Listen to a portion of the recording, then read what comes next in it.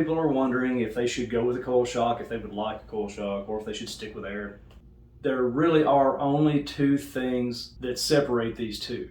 They both do the same thing. They're both designed to suspend the rear end of your bike and make going over bumps better, smoother, faster. There's a whole lot of crossover into that gray area that people wonder, you know, they both do the same thing in that middle ground, but it's the other end of the spectrum.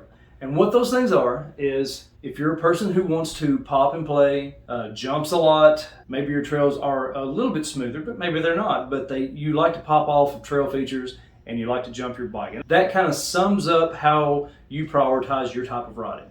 That person would be better served by using an air shock. It's just that easy. If your riding style is through a lot of really rough technical track and you like your bike to stay planted with the absolute most available traction and have the most planted feels, that person will be best served by a coil shock. Yeah, buddy. It is that simple. And you may ask, well, can I not jump on a coil? Of course you can jump on it. As you saw in the videos at the beginning of this, yes, you can jump on a coil. Yes, you can go through gnarly stuff on an air shock. You can pop and play on a coil, just not quite as good as an air shock. You can go through gnarly stuff on an air shock, just not quite as smoothly or planted as a coil shock. In just a little bit, I'm going to go ahead and put a pro and con list because both shocks have pros and cons. It's just, where do you want to compromise? If you want your bike a little poppier and you got a coil spring, you're going to compromise a little bit of pop. If you're going to go through real gnarly stuff, faster and planted, you're going to compromise a little bit more with an air shock. So those are, again, the two main differences between these guys. There's a third option of getting both for your bike, which I do currently. I have, for this Ibis, I have a DVO Jade X, fantastic coil shock. It's got a progressive spring, helps give it a little bit more pop back into it. It's still not quite an air shock, but it does do pretty well. And right now I'm running a Fox Factory DPX2 on this.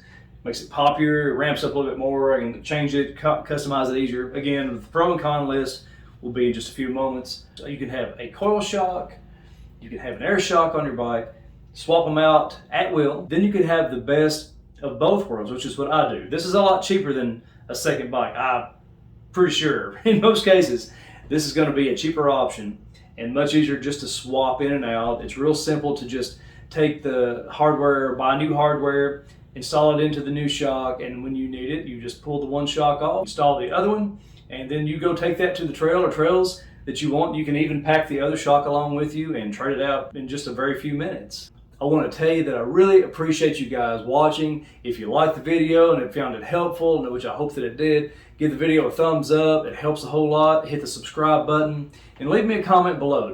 Have you tried both? Do you use either one or the other? What is your favorite type of shock to use and why? So here's the pro and con list, guys. Thanks so much for watching. Until the next video, remember to go out and live life big. See you.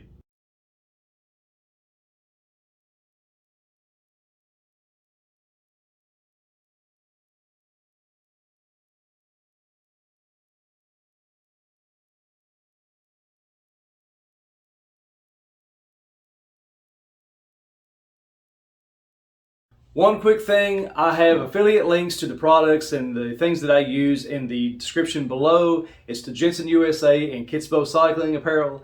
If you click on any of those and make any purchase, I get a slight kickback from those and a commission, and it really, really helps the channel. I appreciate your consideration. I'll see you guys next time.